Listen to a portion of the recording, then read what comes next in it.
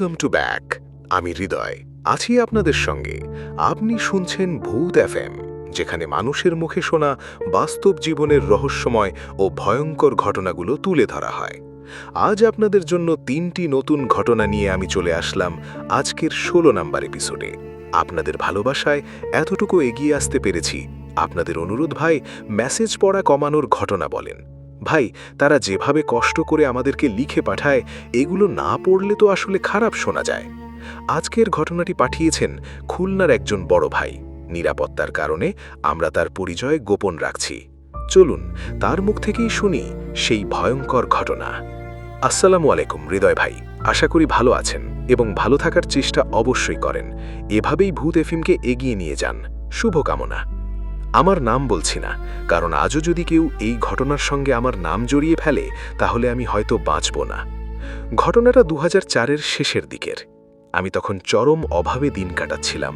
দিনমজুরের কাজ করতাম, সকালে বেরোতাম, রাতে ফিরতাম। তবু সংসারে শান্তি ছিল না। বাবা কিডনির রোগে ভুগছিলেন, মায়ের ওষুধ লাগত, ছোট বোনের পড়াশোনার খরচ আলাদা।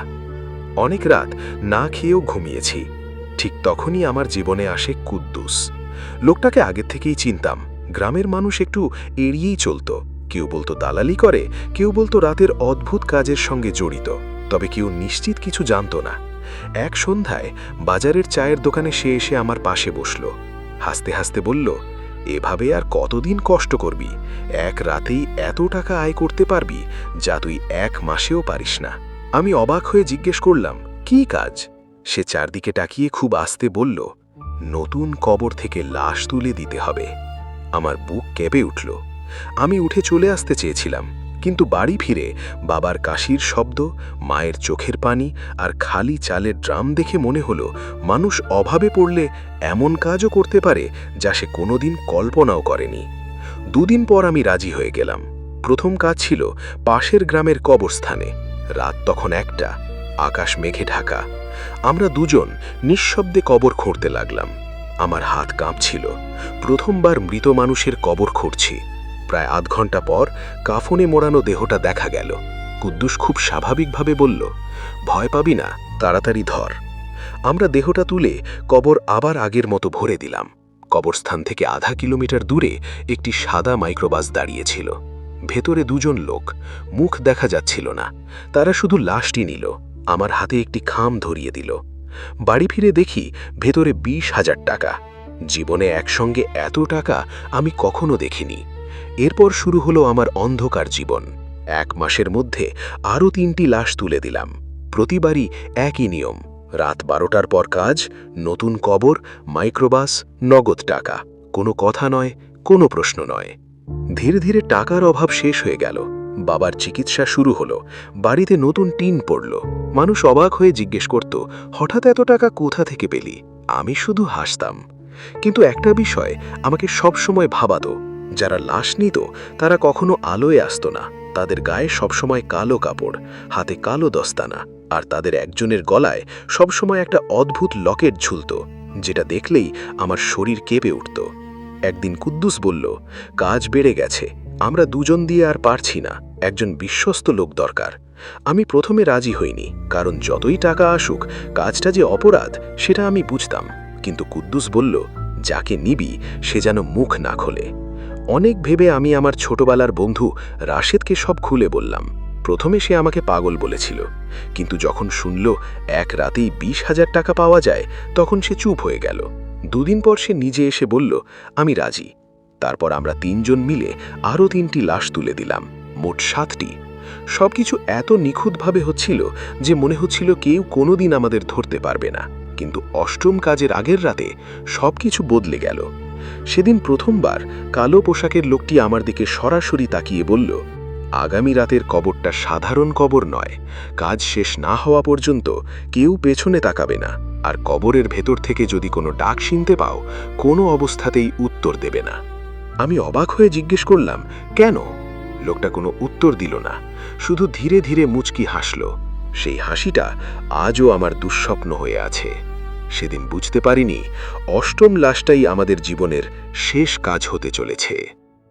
আমি, কুদ্দুস আর রাশেদ 3 জনই সেদিন রাত 12টার পর কবরস্থানের দিকে রওনা দিলাম। সেদিনের পরিবেশ অন্য সব রাতের মতো ছিল না। আকাশে চাঁদ নেই, বাতাস নেই, এমনকি ঝিঝি পোকার ডাকও নেই। মনে হচ্ছিল পুরো পৃথিবী যেন নিঃশ্বাস আটকে বসে আছে।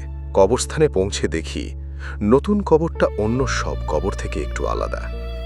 কবরের মাথায় একটি পুরনো লণ্ঠন জ্বলছে, কিন্তু আশেপাশে কোনো মানুষ নেই। আমি কুদ্দুসকে জিজ্ঞেস করলাম, এই লণ্ঠন কে জ্বালিয়েছে? সে নিচু গলায় বলল, যত কম প্রশ্ন করবি তত ভালো। আমরা মাটি খোঁড়া শুরু করলাম। 5 মিনিট, 10 মিনিট, 15 মিনিট। হঠাৎ আমার কোদাল শক্ত কিছুর সঙ্গে ঠেকল। কাফনের কাপড় দেখা যাচ্ছে। ঠিক তখনই কবরের ভেতর থেকে খুব আস্তে একটা শব্দ ভেসে এলো, আমাকে নিও না।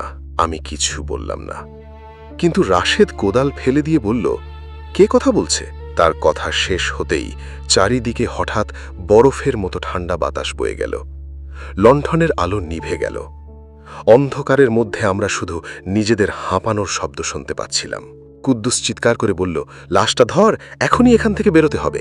আমরা তাড়াহুড়ো করে কাফনে মোড়ানো দেহটা তুলে কাঁধে নিলাম। কিন্তু কবর থেকে বের হওয়ার সময় আমার মনে হলো কেউ যেন ঠিক আমাদের পেছনেই হাঁটছে। শুকনো পাতার ওপর ধীরে ধীরে পায়ের শব্দ। খস খস খস।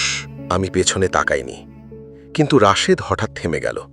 সে কাঁপা গলায় বলল, ওই আমাদের পেছনে কে দাঁড়িয়ে আছে? কুদ্দুস চিৎকার করে উঠল, তাকাস না, দৌড়! আমরা দৌড়ে কবরস্থান থেকে বের হয়ে নির্ধারিত জায়গায় পৌঁছালাম।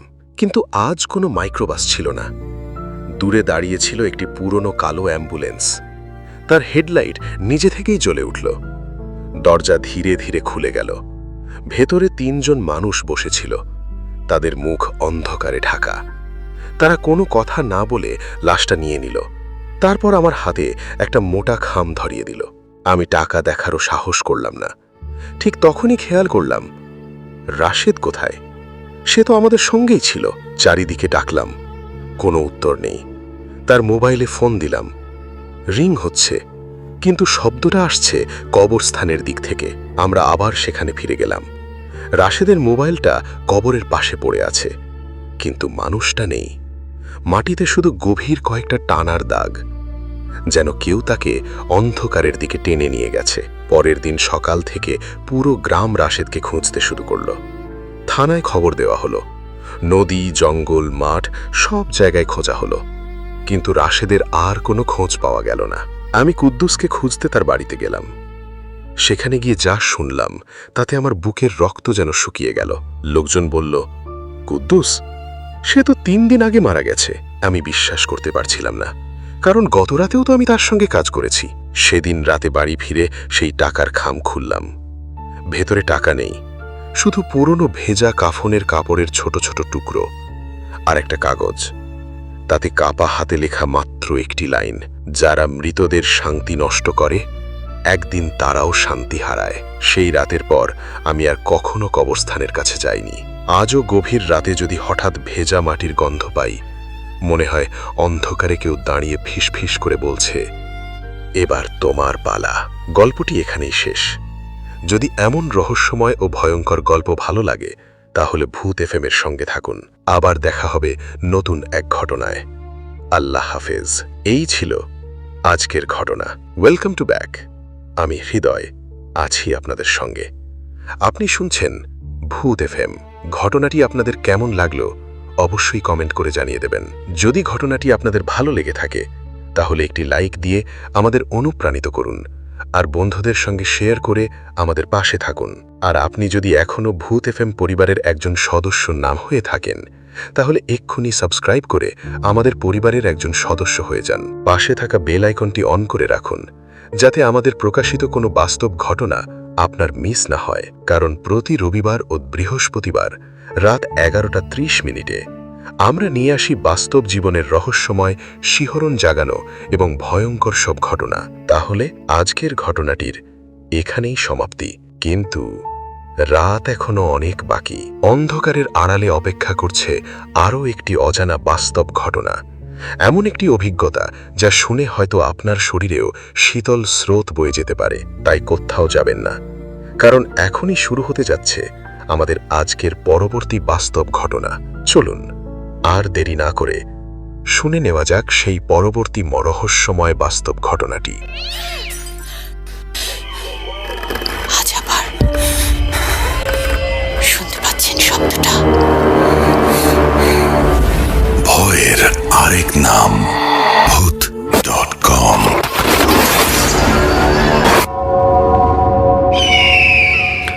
Welcome to back. আমি হৃদয় আছি আপনাদের সঙ্গে। আপনি শুনছেন ভূত এফএম, যেখানে মানুষের মুখে শোনা বাস্তব জীবনের রহস্যময় ও ভয়ঙ্কর ঘটনাগুলো তুলে ধরা হয়। আজকের ঘটনাটি পাঠিয়েছেন কিশোরগঞ্জের এক বোন। নিরাপত্তার কারণে আমরা তার পরিচয় গোপন রাখছি। তিনি যেভাবে ঘটনাটি লিখে পাঠিয়েছে, আমি ঠিক সেভাবে আপনাদেরকে পড়ে শোনাচ্ছি। আসসালামু আলাইকুম হৃদয় ভাই, আশা করি ভালো আছেন এবং ভালো থাকার চেষ্টা করেন। আমি নিয়মিত আপনার ভিডিও শুনে থাকি। আমার নাম বলছি না, কারণ আজও এই ঘটনার কথা মনে পড়লে গায়ে কাঁটা দেয়। আমি এগুলো বিশ্বাস করতাম না। যখন আমার নিজের সাথে ঘটেছিল তখন আর বিশ্বাস না করে পারছি না। ঘটনাটি 2018 সালের। তখন আমি নতুন কলেজে জয়েন করেছি। কলেজের পিছনে আমার নিজের অজান্তে আমি হাসতে হাসতে চলে গেলাম, আমি নিজেও জানি না। তারপর থেকে আমার জীবনে কালো অন্ধকার নেমে আসো। সেদিন কলেজ ছুটি হওয়ার পর বাড়ি আসলাম। অ্যাকসেপ্ট কোচিংয়ে গেলাম। কোচিং থেকে এসে একটু আর বন্ধুদের সাথে আড্ডা মেরে রাতে খাবার খেয়ে আমি আমার রুমে চলে যাই ঘুমানোর জন্য। আমি একাই একটি রুমে থাকি। ঘুমানোর আগে হঠাৎ ঘরের ভেতর অদ্ভুত এক মিষ্টি সুগন্ধ ছড়িয়ে পড়ল। আমি ভেবেছিলাম হয়তো পাশের বাড়িতে কেউ আতর ব্যবহার করেছে। কিছুক্ষণ পর গভীর ঘুমে তলিয়ে গেলাম। সকালে উঠে মনে হলো যেন সারা রাত আমি কোনো ভারী কাজ করেছি। হাত পা অবশ, মাথা ঘুরছে, শরীরের সব শক্তি যেন শেষ। মা আমাকে দেখে বললেন, তোর মুখ এত ফ্যাকাশে কেন? আমি হেসে উড়িয়ে দিলাম। ভাবলাম হয়তো অতিরিক্ত ক্লান্তির জন্য এমন হচ্ছে। কিন্তু পরের রাতেও একই ঘটনা ঘটল। তারও পরের রাতেও এভাবে টানা 7 দিন। প্রতিদিন একই সুগন্ধ, প্রতিদিন একই গভীর ঘুম, আর প্রতিদিন সকালে একই দুর্বলতা। একদিন গ্রামের ডাক্তারের কাছে গেলাম। রক্ত পরীক্ষা হলো, চাপ মাপা হলো, সব রিপোর্ট স্বাভাবিক। ডাক্তার বললেন, আপনার শরীরে তেমন কোনো সমস্যা নেই, ভালো করে বিশ্রাম নিন। আমি অবাক হয়ে বাড়ি ফিরলাম। যদি অসুখ না থাকে তাহলে আমি এত দুর্বল হয়ে যাচ্ছি কেন? সেই রাতে আমি ঠিক করলাম আজ আর ঘুমাবো না। মোবাইলে কুরআন তিলাওয়াত চালিয়ে বিছানায় বসে রইলাম। ঘড়িতে তখন রাত 2:55। হঠাৎ পুরো ঘরটা অস্বাভাবিক ঠান্ডা হয়ে গেল। জানালা বন্ধ থাকা পর্দা নিজে নিজে নড়তে লাগল। তারপর আবার সেই মিষ্টি সুগন্ধ। চোখ ভারী হয়ে আসতে লাগল। আমি জেগে থাকার চেষ্টা করলাম, কিন্তু কখন যে ঘুমিয়ে পড়েছিলাম বুঝতে পারিনি। হঠাৎ মনে হলো কেউ আমার নাম ধরে খুব আস্তে ডাকছে। চোখ খুলতেই দেখলাম জানালার পাশে সাদা পোশাক পরা একজন পুরুষ দাঁড়িয়ে আছে। তার লম্বা চুল মুখ ঢেকে রেখেছে। ঘরের অন্ধকারেও তাকে স্পষ্ট দেখা যাচ্ছিল। আমি চিৎকার করতে চাইলাম, কিন্তু পারলাম না। মনে হচ্ছিল পুরো শরীর পাথর হয়ে গেছে। পুরুষটি ধীরে ধীরে আমার বিছানার দিকে এগিয়ে এলো। তার মুখ দেখা যাচ্ছিল না, কিন্তু অনুভব করছিলাম সে আমার দিকেই তাকিয়ে আছে। সে খুব শান্ত গলায় বলল, ভয় পেও না, আমি তোমার কোনো ক্ষতি করতে আসিনি। আমি আয়াতুল কুরসি পড়তে চেষ্টা করলাম, কিন্তু মুখ দিয়ে কোনো শব্দ বের হলো না। কিছুক্ষণ পর সব অন্ধকার হয়ে গেল। সকালে ঘুম ভাঙার পর আগের চেয়েও বেশি দুর্বল লাগছিল। মা এবার আর চুপ করে থাকলেন না। সেদিন সকালে মাকে সব ঘটনা খুলে বলার পর তিনি এক মুহূর্তও দেরি করলেন না। তিনি বললেন, চল, এখনই তোকে একজন আলেমের কাছে নিয়ে যাব। তিনি বহু বছর ধরে কুরআনের রুকিয়া করেন। আমি আর কোনো প্রশ্ন করলাম না, কারণ গত কয়েকদিনের ঘটনায় আমি মানসিকভাবে ভেঙে পড়েছিলাম। শরীর শুকিয়ে গেছিল, চোখের নিচে গভীর কালো দাগ পড়ে গেছিল। মনে হচ্ছিল যেন প্রতিদিন আমার শক্তি অজানা কোনো কারণে কমে যাচ্ছে। বিকেলের দিকে আমরা পাশের উপজেলার এক প্রবীণ আলেমের কাছে গেলাম। লোকটি প্রায় 70 বছরের বৃদ্ধ, সাদা দাড়ি, মাথায় টুপি আর মুখে অদ্ভুত প্রশান্তি। আমি কিছু বলার আগেই তিনি আমার দিকে কয়েক সেকেন্ড তাকিয়ে রইলেন। তারপর মাকে উদ্দেশ্য করে বললেন, মেয়েটা কি কয়েকদিন ধরে অস্বাভাবিক ক্লান্ত হয়ে পড়ছে? রাতে ঘুম ভেঙে যায়, ঘরে অদ্ভুত সুগন্ধ পায়। আমি আর মা দুজনেই অবাক হয়ে গেলাম, কারণ আমরা তখনও কিছুই বলিনি। আমি কাঁপা গলায় বললাম, হুজুর, আপনি কিভাবে জানলেন? তিনি শান্ত গলায় বললেন, সব ঘটনা আগে খুলে বলো। আমি শুরু থেকে শেষ পর্যন্ত সব বললাম। তিনি মনোযোগ দিয়ে শুনলেন, তারপর কিছু কুরআনের আয়াত তিলাওয়াত করলেন। আয়াত পড়া শুরু হতেই আমার মাথা প্রচণ্ড ব্যথা করতে লাগল। হৃৎস্পন্দন বেড়ে গেল। মনে হচ্ছিল কেউ যেন আমার কানের কাছে খুব আস্তে ফিসফিস করে বলছে, চুপ থাক, কিছু বলবি না। আমি ভয়ে চোখ বন্ধ করে ফেললাম। আলেম সাহেব তিলাওয়াত শেষ করে এক গ্লাস পানিতে ফুঁ দিলেন। বললেন, বিসমিল্লাহ বলে পান করো। পানি খাওয়ার কয়েক মিনিটের মধ্যেই আমার বমি হতে লাগল। মা ভয় পেয়ে গেলেন, কিন্তু আলেম সাহেব শান্ত ছিলেন। তিনি বললেন, ভয় পেও না, আল্লাহর রহমতে সব ঠিক হবে। এরপর তিনি আমাকে কয়েকটি দোয়া এবং কুরআনের আয়াত নিয়মিত পড়তে বললেন। বিশেষ করে ঘুমানোর আগে আয়াতুল কুরসি, সূরা ইখলাস, সূরা ফালাক এবং সূরা নাস পড়ে শরীরে ফুঁ দিতে বললেন। তিনি আরও বললেন, রাতে যদি আবার অদ্ভুত কিছু দেখো বা অনুভব করো, কোনো কথার উত্তর দেবে না, শুধু আল্লাহকে স্মরণ করবে। সেদিন রাতে আমি অনেক ভয় নিয়ে ঘুমাতে গেলাম। বিছানার পাশে কুরআন শরীফ রাখলাম। ঘুমানোর আগে সব দোয়া পড়ে নিলাম। রাত প্রায় ৩টের দিকে হঠাৎ আবার ঘুম ভেঙে গেল। ঘরের ভেতর আগের মতোই সেই মিষ্টি সুগন্ধ। তাপমাত্রা মুহূর্তের মধ্যে কমে গেল। মা আমার পাশে শুয়ে আছেন। আমি চোখ খুলে দেখি, ঘরের এক কোণে সেই সাদা পোশাক পরা করুণ পুরুষ দাঁড়িয়ে আছে, কিন্তু আজ তার মুখে আগের মতো শান্ত ভাব নেই। সে ধীরে ধীরে আমার দিকে এগোতে লাগল। আমি ভয়ে কাঁপছিলাম, তবুও মনে মনে আয়াতুল কুরসি পড়তে শুরু করলাম। প্রথম কয়েকটি আয়াত পড়তেই পুরুষটি থেমে গেল। তারপর ঘরের ভেতর অদ্ভুত এক বাতাস বইতে লাগল। সে ধীরে ধীরে পেছাতে শুরু করল। তার মুখ থেকে প্রথমবারের মতো কর্কশ একটি শব্দ বের হল। মুহূর্তের মধ্যেই পুরো ঘর কেঁপে উঠল। এরপর সব কিছু নিস্তব্ধ। সকালে ঘুম থেকে উঠে অনেকদিন পর নিজেকে স্বাভাবিক লাগছিল। মাথা আর ভারী ছিল না, শরীরেও আগের মতো দুর্বলতা ছিল না। পরবর্তী কয়েকদিন নিয়মিত দোয়া এবং কুরআন তিলাওয়াত চালিয়ে গেলাম। ধীরে ধীরে সব অদ্ভুত ঘটনা বন্ধ হয়ে গেল। আজ এই ঘটনার ৮ বছর হয়ে গেছে। আল্লাহর রহমতে এরপর আর কখনো সেই ছায়ামূর্তিকে দেখিনি। আমার এখন বিয়ে হয়ে গেছে। আল্লাহর রহমতে আমার একটি ছেলে হয়েছে। আমার ছেলের জন্য দোয়া করবেন। তবে আজও গভীর রাতে হঠাৎ যদি কোথাও অচেনা মিষ্টি সুগন্ধ ভেসে আসে, আমার বুকের ভেতর কেমন যেন কেঁপে ওঠে। আমি তখন শুধু একটি কথাই মনে করি, মানুষের সবচেয়ে বড় আশ্রয় হল আল্লাহর ওপর ভরসা এবং তাঁর স্মরণ। এই ছিল আমার জীবনের সবচেয়ে ভয়ঙ্কর অভিজ্ঞতা। এই ছিল আজকের ঘটনা। Welcome to back. আমি হৃদয় আছি আপনাদের সঙ্গে। আপনি শুনছেন ভূত এফএম। ঘটনাটি আপনাদের কেমন লাগলো অবশ্যই কমেন্ট করে জানিয়ে দেবেন। যদি ঘটনাটি আপনাদের ভালো লেগে থাকে তাহলে একটি লাইক দিয়ে আমাদের অনুপ্রাণিত করুন, আর বন্ধুদের সঙ্গে শেয়ার করে আমাদের পাশে থাকুন। আর আপনি যদি এখনও ভূত এফএম পরিবারের একজন সদস্য না হয়ে থাকেন তাহলে এখনই সাবস্ক্রাইব করে আমাদের পরিবারের একজন সদস্য হয়ে যান। পাশে থাকা বেল আইকনটি অন করে রাখুন যাতে আমাদের প্রকাশিত কোনো বাস্তব ঘটনা আপনার মিস না হয়।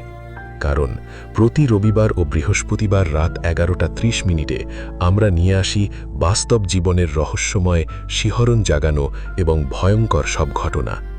তাহলে আজকের ঘটনাটির এখানেই সমাপ্তি, কিন্তু রাত এখনো অনেক বাকি। অন্ধকারের আড়ালে অপেক্ষা করছে আরও একটি অজানা বাস্তব ঘটনা, এমন একটি অভিজ্ঞতা যা শুনে হয়তো আপনার শরীরেও শীতল স্রোত বয়ে যাবে। তাই কোথাও যাবেন না, কারণ এখনই শুরু হতে যাচ্ছে আমাদের আজকের পরবর্তী বাস্তব ঘটনা। চলুন আর দেরি না করে শুনে নেওয়া যাক সেই পরবর্তী রহস্যময় বাস্তব ঘটনাটি। আজ আবার শুনতে পাচ্ছেন শব্দটা? ভয়ের আরেক নাম ভূত.com।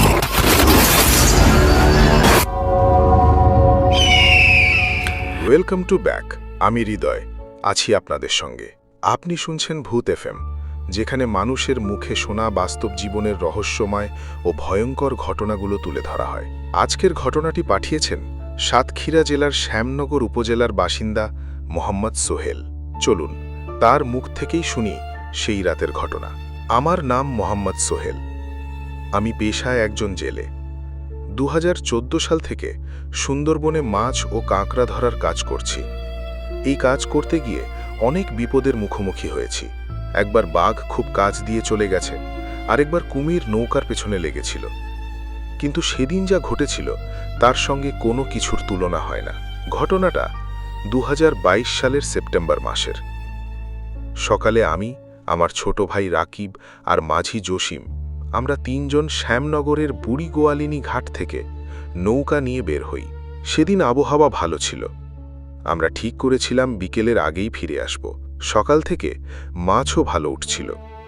দুপুরের দিকে রাকিব বলল, ভাই, আরেকটু ভেতরে গেলে হয়তো বড় মাছ পাওয়া যাবে। আমি ঘড়ির দিকে তাকালাম। সময় তখন প্রায় 2:30। আমি বললাম, আর আধ ঘন্টা, তারপর ফিরব। জসিম মাঝি একটু চুপচাপ ছিলেন। আমি জিজ্ঞাসা করলাম, চাচা, কি হয়েছে? তিনি শুধু বললেন, আকাশটা ভালো লাগছে না।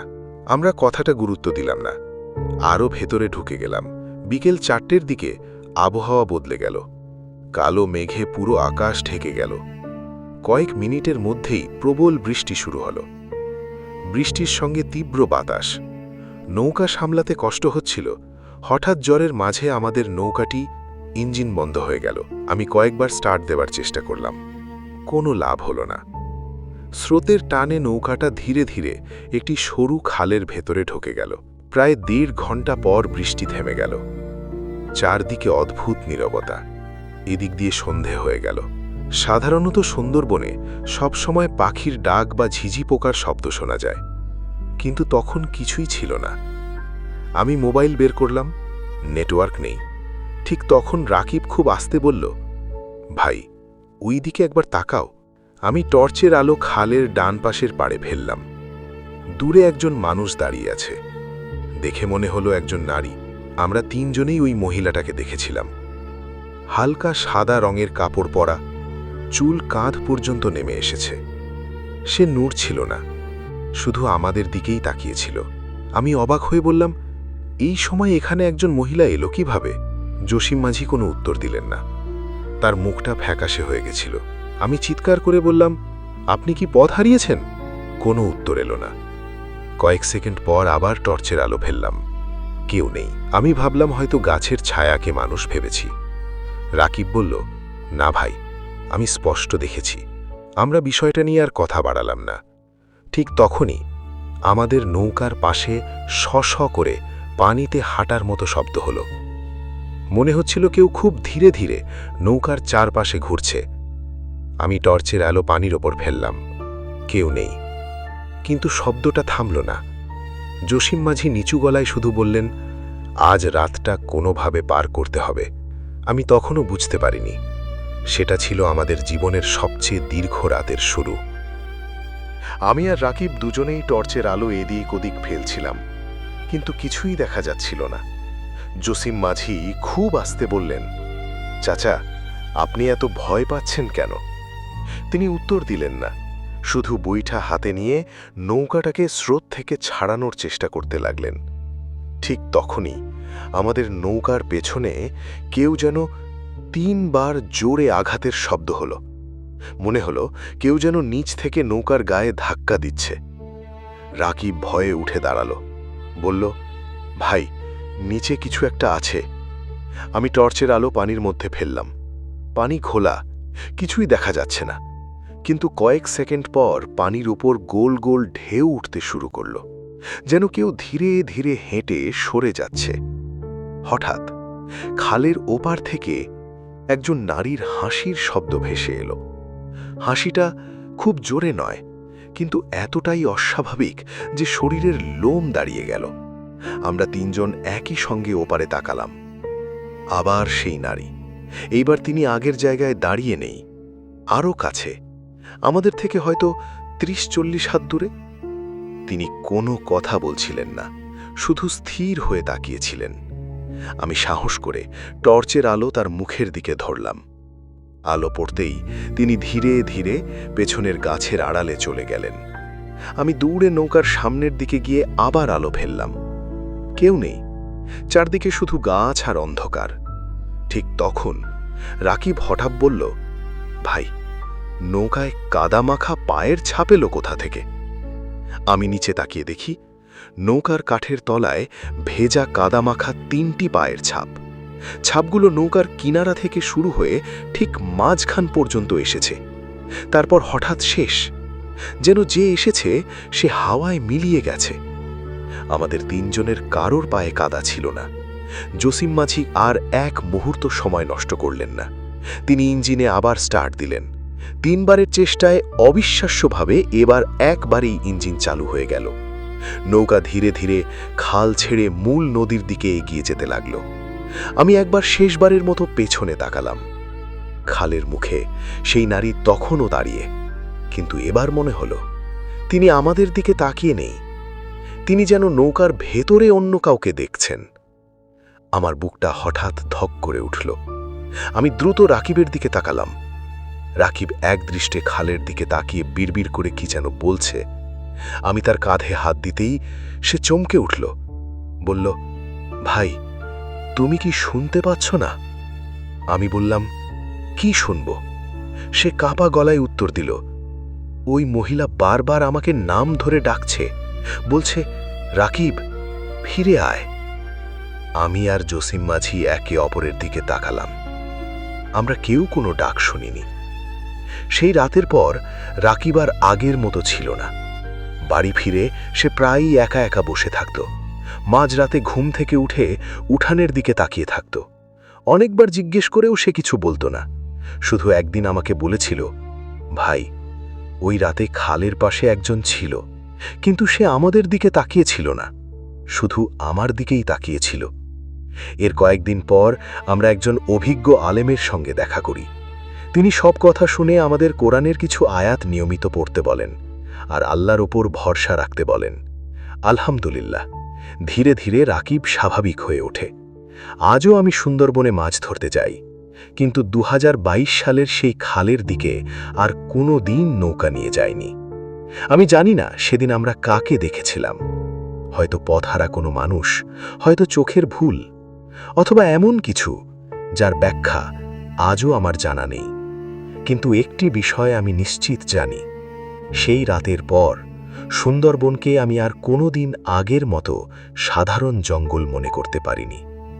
এই ছিল আমার জীবনের সবচেয়ে রহস্যময় ও ভয়ঙ্কর অভিজ্ঞতা। Welcome to back. আমি হৃদয়, আছি আপনাদের সঙ্গে।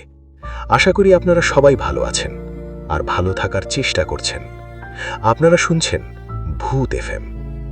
আজকের ঘটনাটি সত্যি ছিল নাকি শুধুই কল্পনা, সেটা আমি নিশ্চিত করে বলতে পারি না। তবে একটি কথা বলতে পারি, এই পৃথিবীতে এমন অনেক ঘটনা ঘটে যার ব্যাখ্যা আমরা সব সময় খুঁজে পাই না।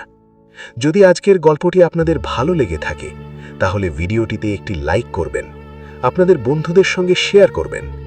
আপনাদের একটি লাইক এবং একটি শেয়ার আমাদের নতুন নতুন ভয়ঙ্কর ঘটনা তৈরি করার অনুপ্রেরণা দেয়। আর যদি এখনও ভূত এফএম পরিবারের সদস্য না হয়ে থাকেন, তাহলে এখনই চ্যানেলটি সাবস্ক্রাইব করুন, পাশের বেল আইকনটি অন করে রাখুন। আর যদি ফেসবুকে আমাদের ভিডিও দেখে থাকেন, তাহলে অবশ্যই আমাদের পেজটি ফলো করুন, কারণ প্রতি রবিবার এবং বৃহস্পতিবার রাত 11:30 আমি ফিরে আসি নতুন একটি বাস্তব ঘটনার গল্প নিয়ে। এতক্ষণ আমাদের সঙ্গে থাকার জন্য অসংখ্য ধন্যবাদ। খোদা হাফেজ।